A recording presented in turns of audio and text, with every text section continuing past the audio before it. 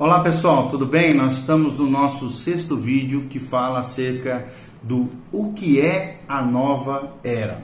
Essa é a pergunta que nós tentamos responder através dessa série de vídeos que fala um pouquinho de maneira básica para você compreender tudo que engloba a nova era, quais são as práticas equivocadas do ponto de vista de Deus, né?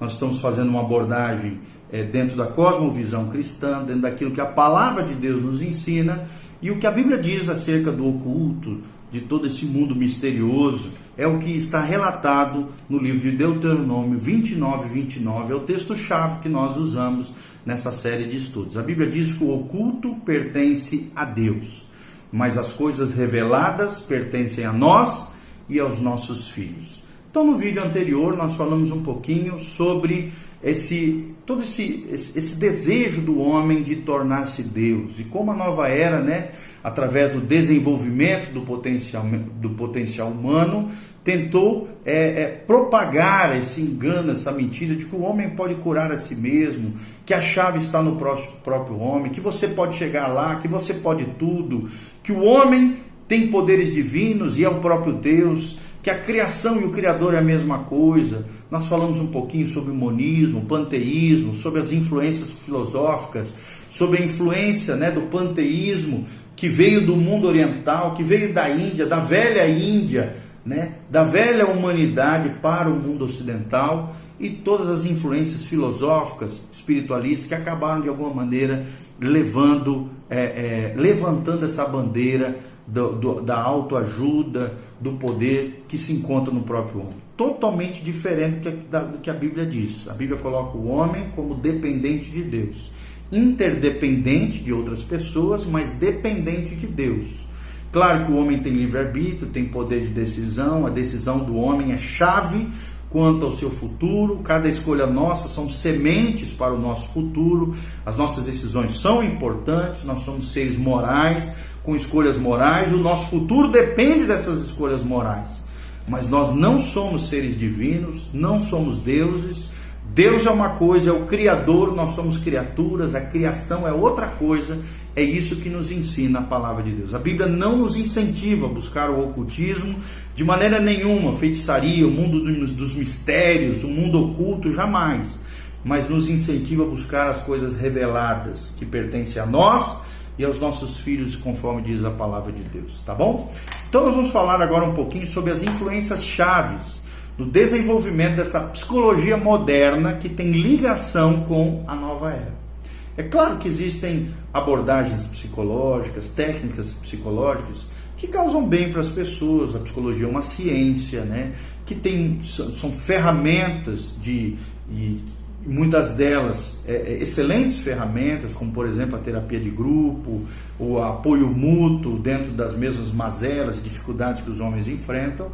Mas existe uma psicologia moderna com influências ocultistas, esotéricas, místicas, que sim corrompem os corações humanos e desvinculam esses corações do único Deus verdadeiro, do Deus da Bíblia, do Deus que criou os céus e a terra, do Deus dos cristãos, da mentalidade judaico-cristã. Por exemplo, Freud apontou, sim, as forças da inconsciência. Ele fala, né, do mundo consciente, da pré-consciência e do inconsciente. Já Jung, né, considerado o João Batista da nova era, discordou do seu mestre, Freud, o pai da psicologia. Jung cria que o homem tinha um reservatório de imagens e forças psicológicas acumuladas através de toda a história e compartilhada por todos. É o que ele chamava de arquétipos. Wilhelm Reich também desenvolveu uma forma física de toque para liberar a energia orgone. É uma técnica ocultista, uma técnica da nova era, que segundo eles libera essa energia orgone que permeia o universo. Ele também construiu acumuladores orgone para colecionar as energias cósmicas, né? Então a sua teoria começava a ligar a compreensão filosófica à psicologia do homem, que são duas bases importantes dentro da nova era. O que a nova era propaga é a cura holística, ou seja, o homem como seu próprio salvador. O homem não precisa de salvador, o homem não precisa muito menos de senhor, o homem é senhor de si, né? Propaga isso, que o homem não precisa de Deus, não precisa de um senhor sobre ele, que ele é o próprio salvador. Propaga a cura holística. Quais são essas duas correntes importantes da nova era que apregoam a cura holística? Primeiro é o próprio movimento da cura holística, que ensina o controle sobre o próprio corpo da pessoa, que você vê uma influência total da yoga, da meditação transcendental, das doutrinas budistas, shintoístas e taoístas. Movimento da cura holística, que ensina o controle sobre o próprio corpo da pessoa. A segunda ênfase é o homem sendo o seu próprio salvador, como nós falamos. E daí surgiu a medicina holística, onde o homem é espírito, alma e corpo, tudo interrelacionado. A nova era sai dizendo que o homem tem que ser considerado no seu todo, usando acupuntura, usando técnica moderna de biofeedback. O propósito final, é claro, da medicina holística é destronar Deus e exaltar o homem como aquele que é capaz de curar a si mesmo e ajudar-se sozinho. Daí a montoeira de livros de autoajuda, montoeiras de livros sobre medicinas holísticas e orientais, né? Jung, esse teórico da psicologia moderna, apresenta alguns problemas com a psicologia. Por exemplo, ele vivia oprimido. Se não, né, nós sabemos, com o envio de Deus, quem sabe, endemoniado. E ele é um dos pais da psicologia moderna e tem levado o conceito da psicologia transpessoal.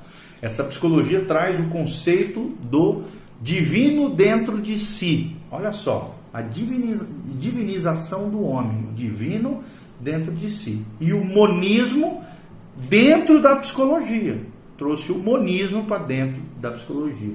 Que tudo é Deus, Deus é tudo, né? Junto com o panteísmo, ensina que não existe diferença entre a criação e o Criador. A criação é o próprio Criador, Deus é tudo e tudo é Deus. Então, nessa psicologia transpessoal, além da pessoa, ou seja, que está para além da pessoa, psicologia transpessoal, está para além da pessoa, a base, segundo dizem eles, de todos os seres humanos é o sentimento de consciência. Conforme movemos de estágio a estágio para estágios mais altos de consciência, eventualmente acabaremos chegando ao puro espírito. Então nós vemos aqui também uma influência gnóstica, através da gnose, ou seja, do conhecimento, você vai crescendo ao ponto de chegar ao estado puro, de puro espírito, uma espécie de divinização do ser humano, uma espécie de estado de nirvana, conforme diz o budismo, ok? Então assim, nesse estado puro de espírito, nos tornamos como Deus. É bom também deixar claro que a psicologia transpessoal abraça o panteísmo, o hinduísmo e o budismo, que se fundem dentro dessa psicologia transpessoal. Tá bom? E a transformação do homem em Deus se faz por diversos meios. Quais são esses meios em que o homem acaba se transformando em um ser divino, ou a divinização do homem? Através de grupos de treinamento de autoajuda, através de grupos parapsicológicos, de leitura de mente, de cura, de autocura e de profecia, segundo eles. Também através de grupos de incorporação de espíritos, ou o que a gente chama de mediunismo, né, de experiências mediúnicas ou espiritismo. Totalmente contrário à palavra de Deus, a Bíblia condena isso. Consultar espíritos de mortos, a necromancia, que é consultar aqueles que já morreram, ou entidades que se fazem passar por mortos. Também, além dos grupos de incorporação, grupos parapsicológicos, grupos de treinamento de autoajuda, grupos de religiões orientais, que estudam as religiões orientais. Outro ensino deles é que o homem não morre, mas renasce para um novo ciclo.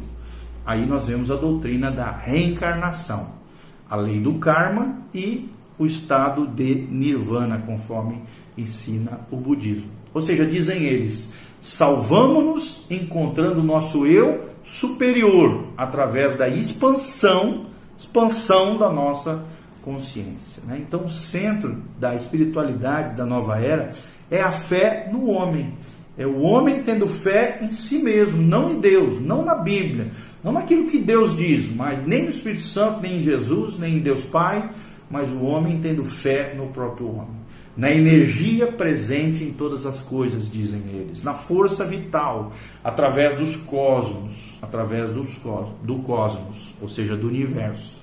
Quando eu estou, dizem eles, então Deus se vai. Se eu me vou, Deus fica por aí. É uma afirmação, uma frase muito usada por eles, ok? Qual é a relação entre nova era e reencarnação?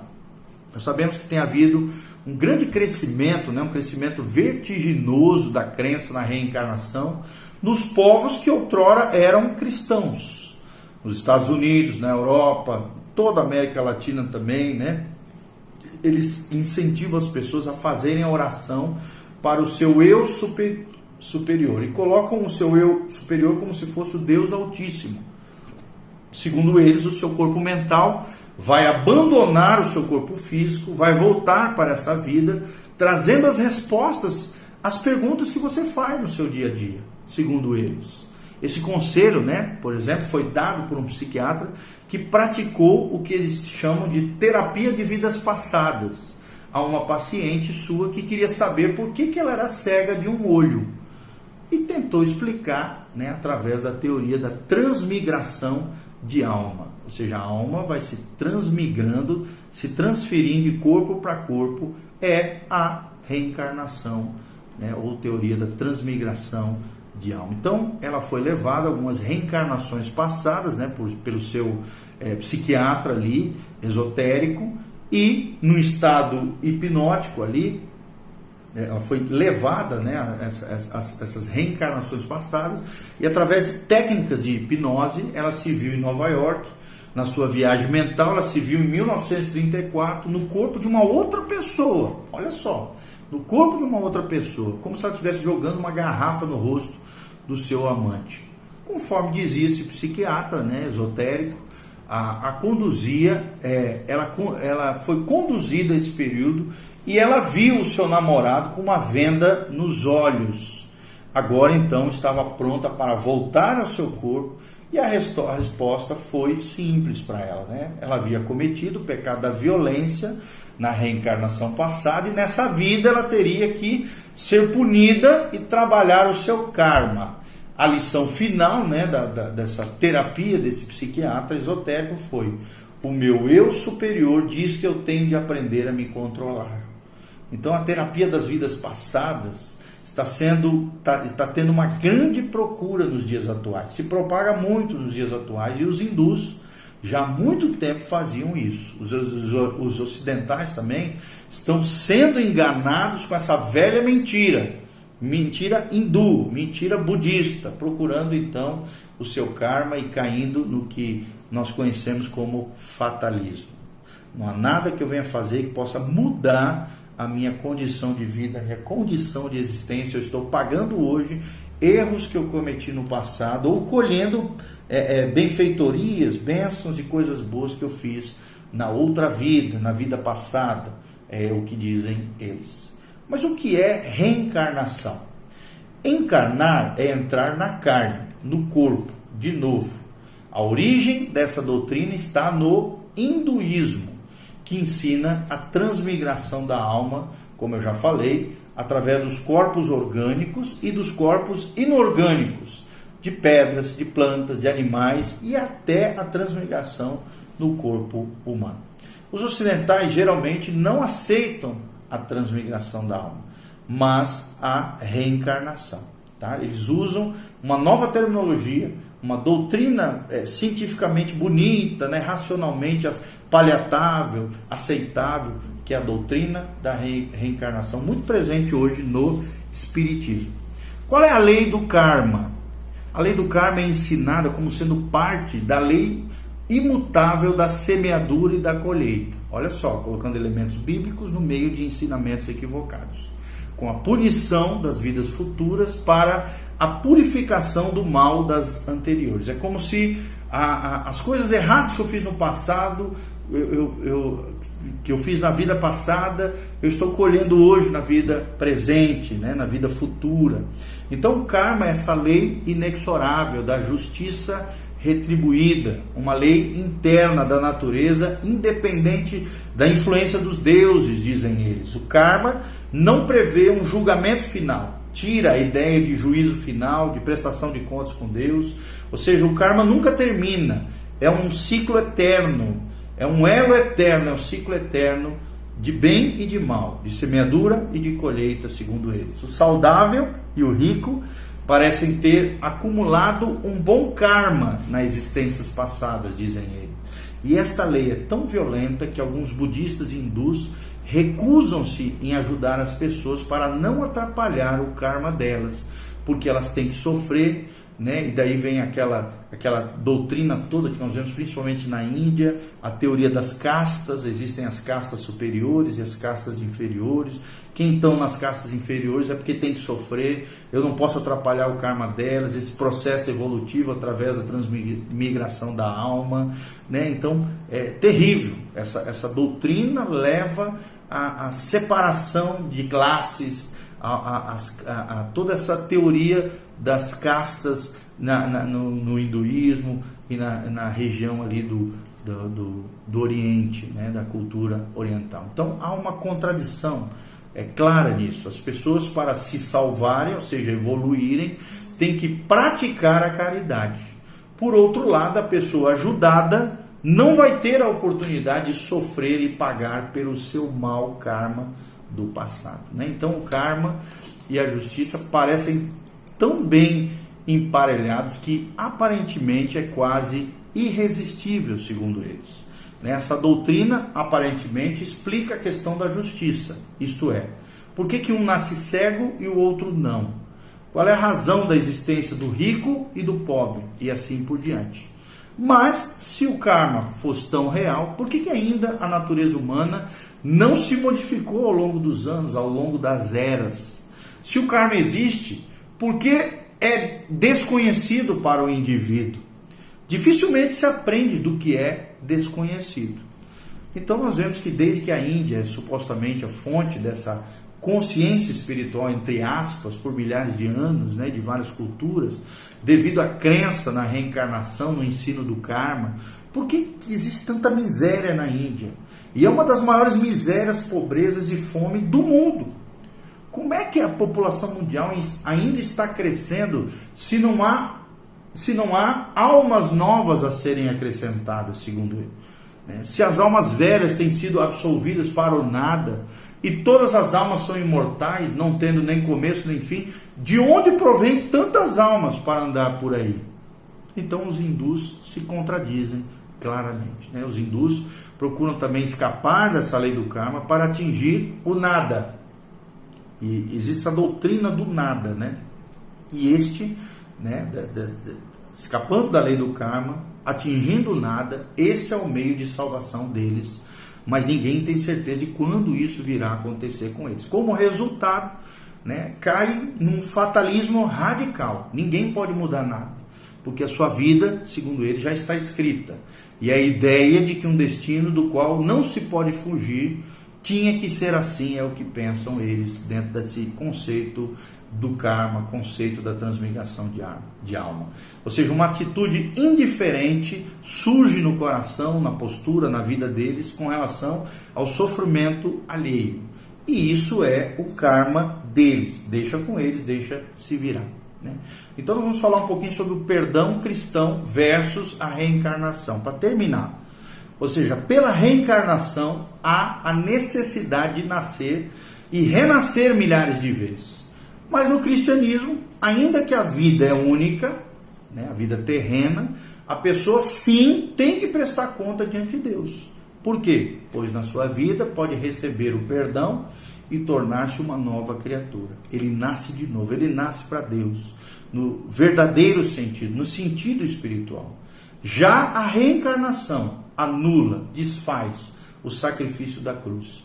E é a maior blasfêmia contra toda obra de Deus revelada através de Jesus. Então essa é a ligação entre o perdão cristão versus, ou seja, contrário a doutrina da reencarnação, tá bom? Então esperamos de alguma maneira ter trazido um conhecimento básico sobre a nova era através desses vídeos. Que Deus abençoe a sua vida, o seu coração, dê um joinha, compartilhe com outras pessoas e que a graça e a paz de Jesus venha sobre você, sobre a tua casa, sobre a tua família. Fuja do engano, fuja dos engodos da nova era, as mentiras, as verdades entre aspas com aparência de verdade, as mentiras com aparências de verdade que a nova era, esses elementos misturados que visam tirar, desligar o homem do poder de Deus e colocar o poder da cura de si mesmo, a cura no próprio homem, um grande engodo, um grande engano que desvia o coração das pessoas do verdadeiro Deus, do Deus da Bíblia, do Deus cristão. Que Deus abençoe a sua vida, o seu coração, dê um joinha, faça seus comentários, que a graça e a paz de Jesus venha sobre você, sobre a tua casa e a tua família. Divulgue o nosso canal, compartilhe esse vídeo com outras pessoas. Louvado seja o nome do Senhor. Amém e amém.